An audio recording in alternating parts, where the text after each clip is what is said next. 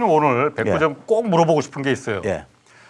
저쪽에서 제가 방송할 때도 그렇고 그때 나오셔서 그 얘기 하셨거든요. 그때 작년 그 가을 그때쯤에서 왜냐면 미국 국채가 미국의 금리 또 이게 한국의 금리 더군다나 미국 국채라는 거는 기준금리하고 다르게 시장금리 그러니까 대출금리 뭐 이런 거하고 직접 연결이 돼 있는 거잖아요. 그러다 보니까 이게 그래서 중요한 건데 작년 가을에 미국 국채가 폭락을 한 적이 있었어요. 그러니까 국채 가격이 폭락했다는 거는 국채 수익률, 국채 금리가 막 5% 가까이 막 뛰었던 거잖아요. 그래서 최 교수님 분명히 그때 그렇게 말씀하셨어요. 미국 국채는 이거 미국 달러 패권에 지금 무너지는 걸 보여주고 있는 거다. 그리고 미국 국채 이거 끝났다라고까지는 안 했지만 그렇게 비관적으로 말씀하셨거든요. 지금 보면 오늘 보면 3.9%까지 지금 내려와 있거든요. 5%까지 올라가 있던 게 10년물 국채가 3.8이 한때는 무너졌었죠. 그러니까 오늘 3.92로 조금 올랐어. 어쨌든 그때보다 지금 1%포인트 가까이 그렇죠. 지금 내려간 거잖아요. 정도 지금 내려왔죠. 그때 분명히 끝났다고 말씀하셨는데 이렇게 다시 잘 살아났잖아. 역시 미국의 이게 저력인가? 자, 그거는 있잖아요. 그거는 이제 이렇게 봐야 된다. 우리가 미 국채가 가격이 폭락했었던 것을 그러니까 우리가 이 배경을 이해를 해야 되고 그다음에 미 국채는 말 그대로 진짜 달러 가치를 의미하기 때문에 이거는 연준이든 재무부든 간에 그다음에 월가조차도 이건 아주 굉장히 핵심적인 사안이에요. 미국의 핵심이 이게 바로 핵심적인 사안인데 자 이렇게 봐보면 돼요. 연준 입장 속에서는 연준법에 의하게 되면은 맥시멈 인플레먼트 그러니까 완전 고용이죠. 우리말로 하게 되면요. 최대 고용이나 완전 고용이나 그거하고 그다음에 프라이스 스타빌리티 물가 안정이고 그리고 이제 금융 안정을 이제 추가로 하고 있는데 이 세 가지 세 마리 토끼를 잡아야 돼요. 잡아야 되는데 일단 그걸 왜 이제 금리를 올렸냐면 물가 때문에 그런 거잖아요. 인플레이션 때문에요. 자, 그럼 우리가 재작년이지 이제는 재작년 10월 달에도 국채 파동이 있었어요. 이게 1년에 한 번씩 비슷한 시기에 가을에 이게 터져나오고 터져나왔는데 재작년 10월 달에 미 국채 파동 났을 때는요. 그때는 인플레 요인이었습니다. 그러니까 이제 연준 입장 속에서는 인플레를 잡아야 되겠는데 인플레 잡는 고전적인 방식은 금리 올리는 거잖아요. 기준금리를 올리는데 금리도 여러 가지가 있단 말이에요. 단기 금리가 있고 중장기 금리가 있고 그렇단 말이에요. 근데 일반 가게들, 소비자들한테 미치는 금리는 단기 금리입니다. 단기 금리? 주로 우리가 예금을 하더라도 1년 단기로 운용을 하지 아주 장기로 이렇게 묻어두는 이런 사람들은 거의 쉽지 않잖아요. 단기 적금도 있겠지만은 어쨌든 뭐 단기 금리 그러니까 단기에 많이 영향을 받아요. 그래서 1년물까지는 연준이 자기가 앞장서서 끌어올렸죠. 1년 국채는. 1년 국채까지 끌어올렸어요. 그래서 인플레가 잡히니까. 그래서 그걸 빠르게 끌어올렸죠. 올렸는데 문제는 뭐냐면은 2년물 그러니까 금융위기 이후하고 달라진 게 그때는 뭐냐면 1년물이 올라가게 되면은 2년물도 올라가고 그랬었어요. 자연적으로 순차적으로 다 10년 그 당시는 물가 문제가 없었습니다. 인플레 문제가 금융위기 이후에는요. 근데 이번에 이제 그러니까 인플레 문제 때문에 가는데 이 인플레를 잡는 데 속에서 연준이 고심을 한 게 단기 금리는 그러니까 최대한 빨리 올려서 하여간 이걸 좀 잡아야 되겠다. 충격을 좀 줘야 되겠다고. 중장기는 그러니까 가능한 한 억제를 한 거예요. 그래서 이게 역전돼 버렸어요. 역전됐었습니다. 장단기 금리 역전돼. 중기금리도 그렇고 2년물이 1년물보다도 오히려 더 낮게 형성되고 그랬었어요. 그러니까 10년물은 더 그랬었고. 그러면 이게 결국 뭐냐면 연준의 의도죠. 연준이 뭐냐면 중장기 금리는 말 그대로 그러니까 기업들의 그러니까는 자금 조달이라든가 그다음에 이제 주택 시장에도 영향을 미치고 모기지 금리도 그거예요. 그리고 금융 시장에도 금융안정도 영향을 미치고 그러니까는 이 두 가지를 그러니까 절묘하게 그러니까는 목적을 추진을 한 거예요. 성공했네 그럼 연준. 성공하는 거죠. 그 정도 힘은 있죠. 그래서 그거를 그러니까는 소위 말해서 잘 관리를 했는데 재작년 9월 달부터 10월 달에 그러니까 미국채 10년물을 기준으로 얘기할 때요. 미국채 가격이 폭락을 했을 때는 그때는 뭐냐면은 그때도 이렇게 꺾이고 있다가 갑자기 팍 올라가졌거든요. 그 당시 이제 영국의 트러스 이제 영국의 국채 파동이 있을 그 무렵 전후로 해가지고 우리나라는 김지 사태가 터지고 막 그럴 때였었습니다. 그 무렵이요. 지금 패드에 올린 걸 여기 띄워주시면은 좀 지금 말씀하시는 게 될 것 같아요. 말씀하세요. 자, 그랬을 때 22년 그때. 그리고 그때 이제 가을에 그러니까 그렇게 했을 때는 왜 갑자기 미국 채 가격이 폭락을 했냐면요. 미국 채 수준이 올라갔냐면은 물가를 딱 열어보니까는 9월 달에 미국은 연준이 이제 근원 소위 말해서 개인 소비 지출 물가를 이제 핵심 개인 소비 지출 그 상승률을 주로 중심을 잡잖아요. 예. 그게 9월 달에 정점을 찍을 정도로 팍 올라갔습니다. 갑자기요. 그 당시에 그러니까 이게 꺾일 줄 알았는데 예. 좀 비싸게 하다가 갑자기 팍 꺾어 올라갔었어요. 예. 그 당시에요. 예. 그러니까는 이게 그러니까 물가가 안 잡혔구나. 인플레가 안 잡혔구나. 해가지고 시장에서 예. 물가가 안 잡혔으니까 금리 올릴 수밖에 없는 거고 예. 물가가 올라간다는 얘기는 중장기 국채 수익률에 장기 국채 채권이라는 것은요. 인플레에 대한 그러니까 하나의 해지 역할을 해줘야 되는 거예요. 그렇잖아요. 장기간 내가 돈을 묻어두는데 그러니까 물가가 많이 오르게 되면은 오히려 손실 볼 수 있는 거잖아요. 예. 그래서 인플레이션을 그러니까 적어도 그러니까 보상을 해줘야 되는 거예요. 그러니까요. 장기 채권이라는 것은요. 예. 그러니까 이제 그 수익률이 이제 팍 뛴 거라고요. 그 당시에는요. 그러다가 10월 달 지나면서부터 이제 물가가 이제 꺾이기 시작하면서 이게 이제 그러니까 수익률도 같이 꺾이고 국채 가격은 올라간 겁니다. 예. 물론 이제 연준도 이제 좀 개입한 것도 있고 그러지만은 가장 기본적인 그거고 작년에 10월 달에는요. 작년 10월 달에는 그러니까는 보게 되면요. 이 미 국채 수익률이 그러니까는 큰 폭으로 올라갔던 이유는 인플레는 오히려 꺾이고 있는 상황에 있었어요. 예. 꺾이고 있는 상황인데 갑자기 수익률이 올라간 거는요. 왜 올라갔냐면은 작년에 그러니까 우리가 그 6월 달에 6월 초에 5월 말 6월 초에 소위 말해서 미 연방 정부 그러니까 부채 상한선 조정 이 씨름이 있었잖아요. 예. 그래가지고 어정쩡하게 봉합을 하면서 어쨌든 간에 하고 나서 봉합이 되고 난 다음에 연방 정부에서 국채를 엄청 받아야지. 쏟아냅니다. 예. 엄청 쏟아내요. 연방 정부 돈 써야 되니까. 예, 아니 그게 한 돈 4개월 필요하니까. 만에 돈 쓰는 정도가 아니라 그동안에 그러니까 억제하고 있었던 것까지 해가지고 엄청 쏟아내는데 4개월 만에 1조 한 2천 달러 막 쏟아내요. 예. 그러니까 시장에서 깜짝 놀라는 거죠. 국채 막 쏟아지니까. 예, 아니 그리고 과거와는 달리 규모가 너무 이제 커져버렸으니까는 그래가지고 거기서 이제 뭐냐면 미 국채 이게 그러니까는 소위 말해서 이 공급이 이렇게 많아도 되는 건가? 사람들이 의심의 눈길을 보냈죠. 그때. 예. 그러니까 작년 가을의 국채 파동은 이 미 국채에 대한 그러니까는 의구심, 수급 구조의 의구심이 이게 불을 질렀던 거예요. 불을 질렀던 겁니다. 그러다 보니까는 두 문제 다 그러니까는 상이한 저겁니다. 일반 사람들이 볼 때는 비슷하게 보일지 모르겠지만은 외형적으로 상이하게 보이는데 근데 이제 이 처방도 그러니까 다를 수밖에 없는 거죠. 22년도 같은 경우는 인플레가 꺾이면 되는 거였었어요. 그래서 꺾여서 그건 해결됐고. 예. 근데 작년 같은 경우는 제가 그걸 물어보는 거예요, 미국에서. 자, 여기서 이제 그러니까 제가 이제 가는 게 옐런을 칭찬 안 할 수밖에 없는 게 옐런이 재무부 장관? 옐런 재무부 장관이. 옐런이 그 오바마 때 이제 그러니까 연준 의장을 했잖아요. 그때 일화 중에 하나가 뭐냐면은 로렌스 서머스라고 있죠. 레리 서머스라고도 불리고. 레리 서머스. 하버드 과거 클린턴 때 그러니까 재무부 장관 했었던 이 사람하고 엄청 경합을 했다는 얘기를 들었어요. 레리 서머스 꼭 하고 싶은데. 근데 연준한테 이제 옐런한테 밀려가지고 굉장히 한동안 이제 불쾌해가지고 이제 했었는데 옐런은 제가 미국의 이 소위 금융 전문가 중 제가 인정하는 사람 중에 한 사람인데 옐런이 그러니까는 그 재무부에 들어가니까는 백악관의 이 소위 정치적인 저것도 이제 이해를 할 게 아닙니까? 최근에 우리가 금융시장에서 이 채권 관심을 갖고 있는 사람들이 최근에 관심을 많이 갖는 게 뭐냐면은 미국 정부가요. 소위 자금 조달, 재무부 자금 조달 계획을 이걸 발표를 이제 분기별로 이제 하고 그럽니다. 그렇지. 근데 이제 그게 10월 말에 이제 있었고, 그다음에 이제 1월 말에 옵니다. 이번 달 말에요.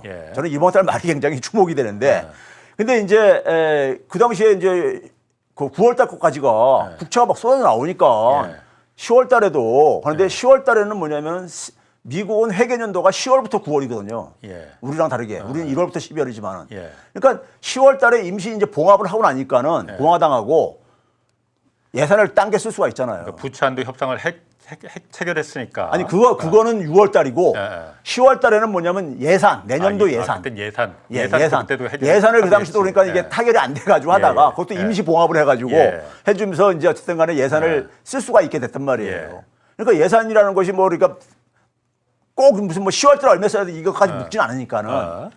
그러니까 이제 소위 말해서 자금을 운용할 수 있는 여유가 좀 생기는 것을 옐런은 알았을 거라고요. 백악관에서 있으니까는 그 민주당하고 공화당하고 어쨌든 협상이 마냥 그걸 예산을 통과 안 시킬 수 없으니까는 그렇죠. 그럼 그런 상황 속에서 시장에서는 뭐냐면 가뜩 뭘 주목을 했냐면은 10월 30일 날 발표하는 거기에 굉장히 그것도 지금까지처럼 대규모 그러니까 국채 발행 계획이 쏟아져 나올 것이다. 했는데 예상보다 훨씬 적게 나온 거예요. 발행 물량이. 국채 발행을 좀 덜 하겠다. 예, 11월, 12월, 1월치 발행 예. 그 계획서를 냈는데 예. 그게 시장에서 예상한 것보다 예. 규모가 굉장히 줄어든 거예요. 예. 실제로 11월 달, 12월 달에 보게 되면 많이 줄어들었습니다. 예. 줄어들었어요. 예. 그 이전에 몇 달하고 비교했을 때. 예. 그러면 그 선택을 이제 그러니까 옐런이 제가 볼 때 계산을 한 건데 계산을 했다는 얘기죠. 그러니까요. 어차피 예산을 가지고 일단 임시 변통으로 돈을 쓸 수가 있으니까는 예. 그러면 국채 발행은 좀 뒤로 미뤄도 된다는 얘기죠. 필요한 자금을. 예산은 있으니 예, 예산을 그렇죠. 써도 되니 예. 국채 발행은 어차피 예산이 다 바닥났을 때 이제 발행하는 거니까 그렇죠. 그거 뒤로 미루자. 물론 이제 그것도 이제 배분은 하지요. 예. 1년 중에 배분은 하는데 그래도 어쨌든 간에 숨통이 좀 트일 게 아닙니까? 예. 예산을 확보가 됐으니까는. 예. 그래서 그걸 적게 발행을 한 거예요. 예상보다 시장 예산보다도요. 예. 거기다가 뭐냐면은 빠르게 물가가 꺾이고 있던 상황입니다. 그러니까 국채 금리가 그래서 펑 떨어졌다 지금처럼 이렇게. 그렇죠. 그러니까 인플레가 꺾이고 어. 인플레가 꺾이면 그러니까 금리 인제니까는 종료가 네. 분위기가 형성이 될 거고 첫째는 두 번째는 뭐냐면은 미 국채 공급 물량이 예. 컨트롤이 되고 있구나. 예. 예? 컨트롤이 되고 있구나. 일단 이거 안심은 주죠. 예. 그리고 시간을 번 거잖아요. 그러니까 뭐냐면 지금 연준이 그러니까 금리를 인상을 그러니까 멈춘다는 얘기는 뭐냐면 인플레이션이 그러니까는 진정되는지만 이게 이제 할 수 있는 건데 예. 그게 이제 꺾이는 분위기가 형성되어 왔단 말이에요. 예. 예? 벌써 그러니까요. 근데 굉장히 빠르게 또 꺾였죠. 10월 달, 11월 달에요. 빠르게 꺾였죠. 인플레이션율이요. 그래가지고 그거를 그러니까 옐런 같은 경우는 안에서 그러니까는 그 정보를 가지고 본인이 그러니까는 선택을 하는 데 속에서 이 소위 말해서 공급 물량을 국채 공급 물량을 좀 이제 줄여도 되겠다. 견딜 그렇죠. 수 있다. 예. 아니, 그래서 그런데, 그래가지고 일단은 뭐냐면 왜 그러냐면 장기 국채물을 예. 당시에 5% 아까 얘기했듯이 5% 막 예. 돌파하는 이런 상황은 굉장히 위태위태한 상황이었단 예. 말이에요. 그러니까 일단 그거를 불을 꺼야 되거든요. 예. 불을 꺼야 되는데 타이밍이 굉장히 절묘했다 이거예요. 제가 볼 때는요. 타이밍이 절묘한 게 그 인플레를 꺾이고 그다음에 뭐냐면 미국의 연준은 뭐냐면 마지막 연준이 그다음 11월 초에 예. 연준 FOMC를 하면서 동결을 할 수 있었던 것이고 마찬가지로 예? 그러면서 그게 이제 인플레가 계속 빠르게 꺾이니까는 지난해는 다 그냥 동결로 끝낼 수가 있었던 거죠. 끝내다 보니까는 상당히 시장이 그러니까 이게 완화 분위기로 갈 수밖에 없죠. 아니, 제가 지금 최 교수님 얘기를 들어보면은 예. 이게 좀 사실 어려운 얘기긴 하지만은 예. 제가 그래도 궁금한 두 가지가 좀 매우 강한 의문이 좀 들어요. 예. 일단 하나는 말씀하신 대로 미국이 국채를 통해서 예산이 충분하지 않으니까 세금이 모자라니까 지금 국채 찍어서 적자 예산을 하는 거잖아요. 예. 그럼 10월 말에 그 국채를 갖다 덜 발행했다면은 이제 1월 말에 다시 또 내년 다음 달 3개월 동안 발행할 국채 또 정할 거 아니에요. 그때 안 발행했으면 이번에 발행할 거 아니에요. 그렇죠. 이번에 안 하게 되면은 더 압박을 받죠. 다음 분기 때. 그럼 이번에 왕창 또 발행할 거 아니에요, 국채를. 그렇죠. 그럼 그때 국채 가격이 막 그때 사태가 일어났던 국채 금리가 막 수익률이 폭등하고 국채 가격은 폭락하는 그 사태가 1월 말 이후에 다시 일어날 가능성이 있다는 거예요? 예, 그래서 이제 그 부분에서 지금 굉장히 힘겨루기가 있는 거예요. 연준에서 월가에서는 지금 이 화면지 한번 좀 떼어줘 볼래요? 지금 여기 이 스크린에 있는 거? 한국 보유 미국 국채. 이게 뭐냐면요. 이 그림이 뭐냐면은 중국하고 일본의 국채 보유액이에요. 보유액인데 중국은 계속 줄이고 있죠. 그래서 7,600억 달러까지 많이 줄었죠. 많이 거의 이제 절반 수준까지 줄었는데 한때 제일 많을 때보다 1조 3천억까지 갔었는데 중국이. 줄었죠. 줄었는데 국채 가격이 지금도 여전히 있잖아요. 그러니까 발행 가격이 있을 것이고 액면 가격이라는 거죠. 그다음에 시장 가격이 있는데 지난 10월 달에 손실률이 10%가 넘었었어요. 이게 역사상 최고점을 찍었습니다. 국채 가격이 그때 폭락했으니까 그때. 예. 근데 재작년 10월 달보다 더 많이 떨어졌어요. 작년 10월 달은 한 9% 정도에서 10%가 넘어섰습니다. 근데 지금 이제 그러니까는 뭐냐면은 좀 떨어졌어도 그게 한 8% 정도가 떨어졌어도 워낙 물량이 많다 보니까 예. 규모가 크다 보니까는 손실 금액이 꽤 커요. 예. 그러니까 여전히 뭐냐면 미 국채 투자자들 입장 속에서는 예. 손실을 많이 보고 있는 거예요. 예. 지금도요. 예. 그러니까 미 국채 가격이 이렇게 그러니까 시장 가격이 액면 가격보다 이렇게 떨어지는 경우가 84년 이후에 처음 있는 일이에요. 처음 있는 일입니다. 그러다 보니까는 미 국채가 그러니까 소위 말해서 이 안전자산으로 취급받는 게 위험자산이었다고 얘기를 하는 이유가 바로 거기에 있고, 예? 그랬을 때 이 미 국채 가격이 어쨌든 간에 회복이 돼야지만이 예. 회복이 되는데 굉장히 이해관계가 월가 같은 경우 많죠. 월가에 그러니까 투자자들 입장 속에서는요. 예. 그래서 이제 미 국채 가격이 회복이 되는 거에 대해서 굉장히 이해관계들이 굉장히 상당한데 예. 그럼 지금 이제 그러니까는 시장에서는 옐런이 어쨌든 간에 작품으로 이렇게 나왔지만은 그거를 그러니까 이왕이면 더 펌프질하고 싶죠.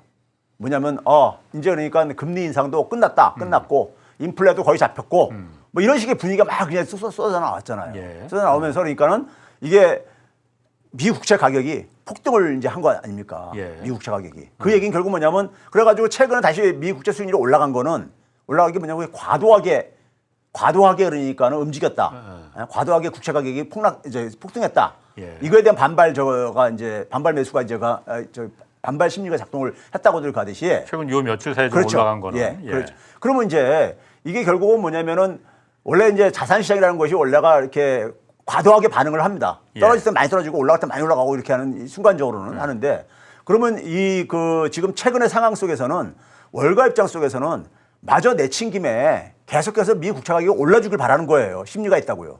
그럼 국채 발행하지 마라. 아니죠. 그 있는데 그걸 최대한 쓰든 간에 예. 이게 인플레이션은 앞으로도 계속 좀 이제 완화될 테니까는 네. 그 분위기를 계속 이제 이어가고 싶은 게 있는 거예요. 아니, 국채 금리가 올라가지 말게 하려면은 예. 국채 가격이 그러니까 올라가야 된다는 거잖아요. 예. 그러면 국채를 발행하지 말아야 지금처럼 10월 달에 했듯이 예. 그랬듯이 예. 국채 미국 행정부가 발행하지 마라 재무부가. 지금 이제 제 얘기하는 거하고 예. 홍 기자님이 얘기하는 거하고 예. 약간 이제 구분해서 가야 되는데 홍 기자님이 얘기하는 건 일종의 그러니까 미국제 수급 구조를 볼 때요. 예. 수급 구조를 볼 때 공급 측면에서 가장 이제 그러니까 악재가 바로 이제 그러니까는 미국 정부가 지출이 굉장히 수입보다 많아서 예. 국채를 발행할 수밖에 없는 구조. 어허. 예? 거기다 이제 이자 부담도 많이 증가하고 있고 예. 그게 이제 그러니까 가장 이제 그러니까 공급 측의 요인 속에서 미 국채 가격을 폭락시키는 하나의 요인인 거예요. 예. 그런데 이제 이 부분이 예. 해소가 될 가능성은 안 보이죠 지금요. 예. 전혀 구조적으로 안 보이죠. 예. 안 보이는 상황 속에서 반면에 시장의 수요의 힘도 예. 봐야 봐야 되는데 수요의 힘에 있어서 가장 결정적인 건 뭐냐면요. 시중에 있는 유동성입니다. 예. 시중의 유동성이요. 거의 이 M1 그러니까 언제든지 현금화할 수 있는 돈들이 18조 달러가 넘어요. 미국에 지금 단기 투자 자금은 굉장히 많아요 지금. 그러니까 예. 18조 달러가 넘어요. 예, 예. 그리고 MMF 같은 경우에 운용하는 것도 한 6조 달러가 넘고요. MMF 단기 자금 시장. 예. 예. 이게 이거거든요. 그러니까 그 막대한 돈들이 막대한 돈들이 그러니까는 사실은 제대로만 움직여주게 되면 방어할 수 있는 거예요. 그래 다 국채를 사줄 수 있는 거지. 사줄 수가 있는 거죠, 그러니까요. 근데 장기 국채 안 산다는 거 아니에요? 위험해서. 그러니까 이제 그게 공급 측하고 저거 있는데 이 시장에 있는 풍부한 유동성은 결국 분위기에 따라서 이제 그러니까 이게 예. 흐름에 움직인다 이거예요. 예. 근데 이제 홍 기자님은 지금 아까 얘기했듯이 미 국채 공급 물량이 굉장히 앞으로도 계속 쏟아 나올 수밖에 없는 구조. 예. 이 부분만 너무 가는데 이게 이 채권 시장만 좀 완화가 될 수 있다면은 유동성이 떠받쳐 준다 이거죠. 충분히 흡수할 수 있다. 예, 이거죠, 그렇죠. 그러니까. 지금 상황이 그런 상황인 거예요. 예. 지금 그러니까 분위기가 미 국채 수익률이 떨어질 수밖에 없어. 예. 지금 각주하게 올라갈 수밖에 없어. 그러니까 돈들이 들어오는 거예요. 예. 돈들이 들어와가지고 이걸 진입한 거야. 그러면 이제 이 분위기, 이 힘하고 미 국채 수급 구조의 불안정한 공급 이 압박하고 예. 이게 결국은 이제 충돌할 수밖에 없는 건데 제가 이제 오늘 말씀드리고 싶은 것은 예. 작년에 그러니까 예를 들어서 미 국채 수익률이 좀 올라갔다가 예. 떨어졌을 때 하고 예. 이번에 그러니까 올라갔다 떨어질 때 하고 저점이 틀립니다. 저점이 올라가졌어. 저점이 올라가 있다 이거지. 올라가 있어요. 그러니까 옛날에 그렇게 막 1%대 그런 금리 수준이 수익률 수준이 아니고 지금은 한 3% 4% 이상 올라가 있다 이거죠. 그렇죠. 이게 저점이 작년에 재작년에 떨어졌을 때보다도 그러니까는 만큼 안 떨어지고 앉아 있어요. 안 떨어진다는 얘기는 뭐냐면은 이게 바로 뭐냐면은 시장에서는 여전히 뭐냐면은 미 국채의 공급 부분에 예. 문제를 그러니까 인식을 하고 있다는 거예요. 이 부담을 갖고 있다는 얘기인 예, 거예요. 예. 아무리 시중에 유동성이 많아도요. 예. 그럼 이 부분은 아까 얘기했듯이 그러니까 제가 이제 1월 말의 상황을 제가 더 주목을 하는 이유가 1월 달에 그러니까는 그 발표 계획이 상당히 그러니까 지난 2달은 굉장히 적게 발행을 했는데 이게 그러니까는 물량이 많이 나올 수가 있고 그러다 보면 시장이 다시 한 번 더 충격받을 수가 있는 건데 이걸 충격을 주지 않기 위해서 또 미루게 되면 더 이제 부담은 커지죠. 뒤로 잠깐 미룰수록 이 물량이 결국은 더 커질 수밖에 없으니까요. 그러니까 뭐 그런 부분까지 사실 이게 내용이 약간 어려워서 저희가 박사 논문 쓰는 건 아니니까 그런 것까지 다 할 필요는 없을 것 같고 제가 그냥 궁금한 거 아까 말한 대로 일단 지금 제가 궁금한 거 2가지 있는데 하나도 아직 해결이 안 됐어. 1월 말 이후에 국채를 갖다가 미국이 버틸 수가 있느냐 없느냐 그러면은 다시 그런 국채 가격 왜냐면 미국 국채가 폭락하면 그 태평양 건너서 한국에도 지금 영향을 미치니까 지금 더군다나 우리나라 지금 부동산 PF니 뭐니 지금 이것 때문에 잔뜩 이제 긴장하고 있는데 이것 때문에 우리가 신경 쓰는 거잖아요. 1월 말 이후에 미국 그 재무부가 국채 가격, 국채를 갖다 매입 규모를 갖다 발표하면은 더 산다고 하면 다시 또 그런 국채 가격이 폭락하는 그 국채 사태가 다시 올 가능성이 있냐 이거죠. 지금은 안정되는데. 저는 1월 말에 발표되고 나면요. 4%대로 다시 들어갈 가능성은 높다고 봐요. 다시 올라간다. 4%대. 근데 이게 어느 정도 많이 옛날 10월 달부터 올라갈 거냐는 두 번째 문제지만 예를 들면은 국채 수익률을 결정하는 것은요. 이 연준 금리하고 기본적으로 그다음에 이제 뭐냐면은 그 미국 정부에 대한 그 신뢰. 이게 두 개가 가장 큰 요소예요. 큰 요소인데 연준 금리는 내년 초까지는 내리기 쉽지가 않은 구조이고 않은 구조인데 시장에서는 근데 어쨌든 간에 자꾸만 지금 그러니까 1분기 말부터는 어쨌든 내릴 이런 말까지 나올 정도로까지 기대감이 많게 되고 있고 펌핑하고 있고 근데 이제 국채 공급 물량이 다시 쏟아져 나오게 되면은 미국 정부에 대한 그러니까는 이 소위 불신 이런 것들은 이거는 다시 살아날 수가 있다는 얘기죠. 살아나는데 이게 그러니까는 그 연준 금리가 앞으로 어쨌든 간에 이제 올라갈 일은 없다고 보니까는 그럼 시장은 그걸 이제 선반영을 해가지고 연준 금리를 그러니까는 내려갈 걸 계산해가지고 이게 선반영한다 해야 되면 이 힘하고 그러니까는 미국에 쏟아나오는 힘하고 같이 엇갈리게 작용을 하기 때문에 10월 달처럼 그렇게 폭등을 하는 것은 하지는 않겠지만은 4%에 재진입하는 것은 저는 별 문제가 없다고 봐요. 아 그러면은 국채금리란 건 시장금리니까 시장금리가 지금 자꾸 올라가고 싶은데. 연방준비제도가 기준금리를 내릴 테니까 내리면은 이거 덕분에 그렇게 폭등하진 않고 그래도 올라가긴 올라간다. 그래서 기준금리를 내리더라도 그러면은 그게 한국에도 바로 영향을 줍니까 그러면은? 주죠.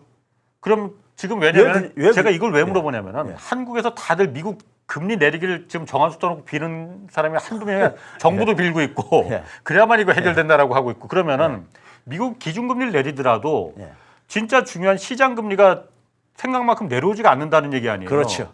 그러면 한국에서 암만 미국 기준금리 내려봤자 소용도 없는 거네 그러면. 그렇죠. 그 우리 2022년도 하반기에도 그런 것을 겪었었어요 사실은요. 따로 노는 게 왜 그러냐면요. 미 국채 그러니까 소위 시장금리 중장기 금리는요. 특히 장기 금리는 더 그렇고 그러니까 10년물 같은 경우는 더 그렇고 이거는 개별 국가의 중앙은행이 통제 못합니다. 미국 물 빼놓고 나머지는 그런 통제를 못해요. 이건 미국 전세 국제 채권 시장에서 결정되어져요. 채권 시장에서요. 그렇기 때문에 우리나라 국채 수익률 같은 경우는 그러니까는 한국은행의 손에서 벗어나 있다고 보면 되는 것이고요. 그래서 한국은행이 금리를 내린다 하더라도 이게 그러니까는 그 괴리가 생길 수가 있어요. 괴리가 생길 수 있는데 이와 관련해 가지고 미국제 수익률을 지금 미국 내에서도 그러니까 여기에 대해서 그러니까 얼마 정도까지가 이게 될 거냐 그랬을 때 미국 경제가 그러니까는 정상적으로 이렇게 다시 작동된다고 가정을 전제로 해가지고들 계산을 하고 있지만은 최소로 보는 게 한 4.75% 봅니다. 미국제 10년물 수익률 기준으로요. 지금 3.9인데 그 4.75까지 올라갈 거라고요? 4.75를 봐요. 이게 장기 평균으로요. 장기 평균입니다, 물론. 장기 평균이라는 게 언제 장기 평균인가요? 한 10년 정도의 평균치를 4.75 정도로 하단 구간을 보고 있습니다. 그러니까 상당히 많이 올라간 거죠. 올라간 거예요. 이게 왜 올라갔느냐? 거기에 가장 많이 영향을 미친 게 뭐냐면 미 정부에 대한 그러니까는 의구심, 이 해결 능력이 없다. 워싱턴에서 이걸 해결 능력이 없다. 뭐 증세라든가 이런 거를 일부에서도 주장하고 있지만 그것도 될 가능성도 별로 없어 보이고 결국은 그러니까 그다음에 뭐냐면 인플레이율이 과거보다 좀 높아졌다. 과거보다도. 그러니까 그 팬데믹 이전에 비해 가지고 인플레율이 적어도 하단 구간을 2.5 이상은 보거든요. 그러니까 그건 목표치 이상이거든요. 그러니까 연준도 금리를 그러니까 많이 못 내린다는 얘기죠. 그래서 그런 그게 물론 장기 평균이기 때문에 물론 이거는 그러니까 이제 우리가 일시적으로 내려오고 올라갈 수는 있지만 장기 평균인데 그 얘기는 결국 뭐냐면은 미국의 그러니까는 이 시장 금리가 이렇게 우리가 과거 그러니까 팬데믹 이전처럼 그런 저금리는 없다는 거죠. 이제 지금 그걸 다 그럼 기대하고 있는데 그렇죠. 그건 없어요. 그건 한마디로 없다고 봅니다. 미국의 웬만한 전문가들은요. 기준금리 암만 내려봤자 시장금리가 내려올 생각을 안 하니 아니 연준도 금리를 그렇게 옛날처럼 소위 말해서 제로금리라든가 무슨 1, 2% 2%까지 내리기가 쉽지 않 그건 기대하지 않습니다. 그러면은 지금 사실 제가 아까 또 한 가지 그 의문 궁금하다고 한 거는 예전에도 그런 말씀하셨듯이 미국 국채에 대한 미국 국채로 다 어쨌든 버티는 건데 국채를 발행해도 이게 국채 파동이 일어났던 거는 옛날엔 다 그거 사줄 사람이 있었는데 사줄 사람이 지금 옛날만큼 많지 않았기 때문에 지금 파동이 일어났다는 거잖아요. 그래서 그 가장 큰 손인 중국이 지금 안 사주고 있다. 아까 잠깐 도표에서 나왔지만 중국이 지금 오히려 국채를 지금 다 내다 팔고 있다. 사주는 게 아니고 그렇잖아요. 그럼 중국은 그 스탠스가 좀 변하지가 않았잖아요.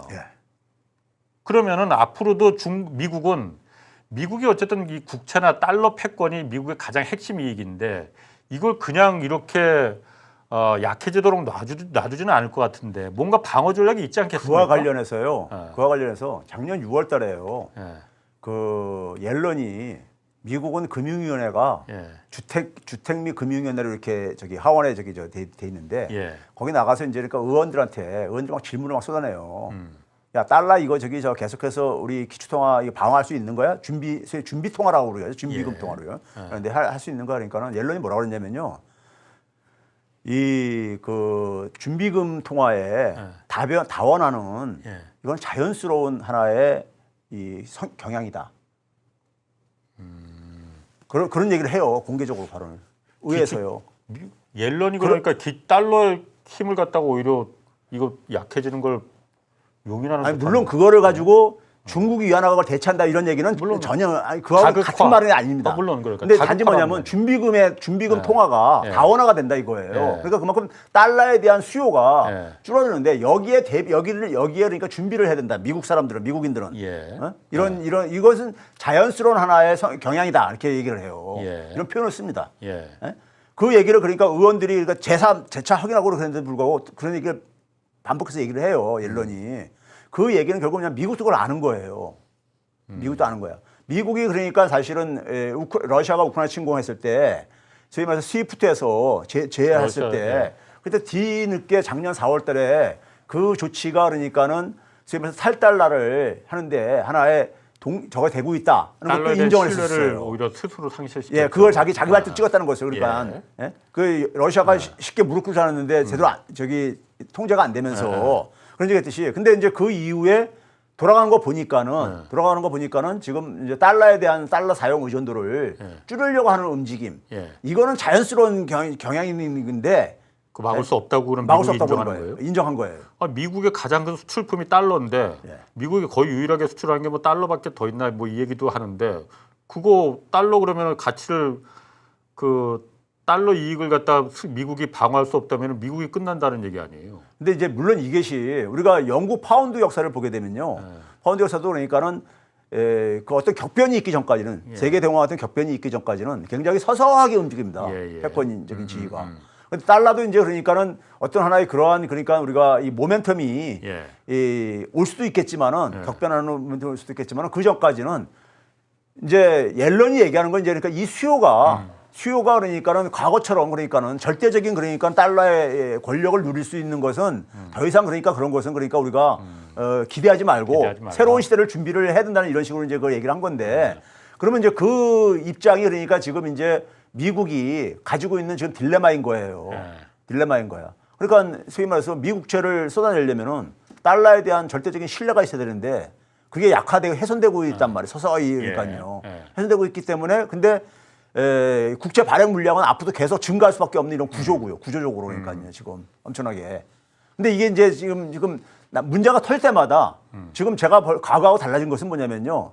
과거에는 이렇게 미국이 이런 걸 해결하는 데 속에서 이렇게 신경을 안 썼었어요. 근데 지금은 문제가 이렇게 자기들이 통제가 안 되는 상황 속에서 문제가 툭툭 불거져 나오는 게 종종 이렇게 막 생긴단 말이에요. 예. 그때마다 이거를 관리하기 위해 가지고 굉장히 애를 쓰고 있다고요. 그거 자체가 굉장히 변한 거죠. 그럼 그럴 수밖에 없지. 아니 워낙, 근데 팬데믹 이전까지만 하더라도 예. 아니 일방적이었거든요. 자기들은 얼마든지 그러니까 발행할 수 있다고 생각했는데 근데 그게 흔들리기 시작하는 거죠. 그 달러에 대한 미국 국채에 대한 신뢰가 예. 이게 안전자산이 안 될 수도 있다라는 그러니까 아니 근데 일반 사람들이 우리가 경제학이나 경영학 교과서에 보게 되면요. 우리가 금융상품엔 모두 다 리스크가 있다 그러잖아요. 그 리스크를 우리가 그 미 국채를 대비해서 우리가 평가를 합니다. 근데 미 국채 자체가 위험 자산이 된 거예요. 어느 정도 그러니까 변동성이 굉장히 큰 자산으로요. 오늘 하여튼 내용이 약간 어렵긴 어려워서 뭐 동시 접속자 수도 그렇게 많지는 않더라고요. 그런데 그렇다 하더라도 이런 부분 좀 알아야 됩니다.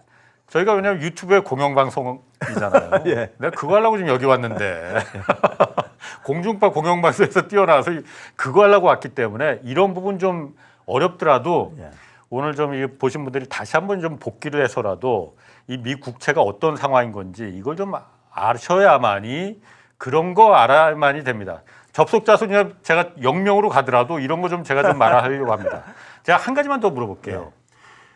인플레가 지금 어쨌든 미국도 그렇고 3%까지 내려갔잖아요. 3%대까지. 물론 미국은 2%대를 목표라고 했지만 그것까지는 좀 아주 끈적끈적하고 좀 힘들긴 하겠지만은 이거 다시 재상승할 가능성은 지금 그런 걱정 안 해도 되는 거예요? 길지 않게 짧게. 자, 우리가 이번에 인플레 원인을 생각하면 거예요. 이번 인플레 원인은 제가 그런 말씀입니다. 비경제적 공급 충격이 있었다. 그러니까 이게 뭐냐면 그 코로나 팬데믹 이후에 수급망에 교란이 생긴 거 아닙니까? 공급망 교란 이런 얘기 했듯이 수요가 살아나는데 공급이 뒷받침 안 되고. 두 번째는 뭐냐면 우크라이나 패권 전쟁했잖아요. 이거 다 경제적인 요인 아니었었어요. 근데 그 두 가지 문제 다 해결된 게 없죠.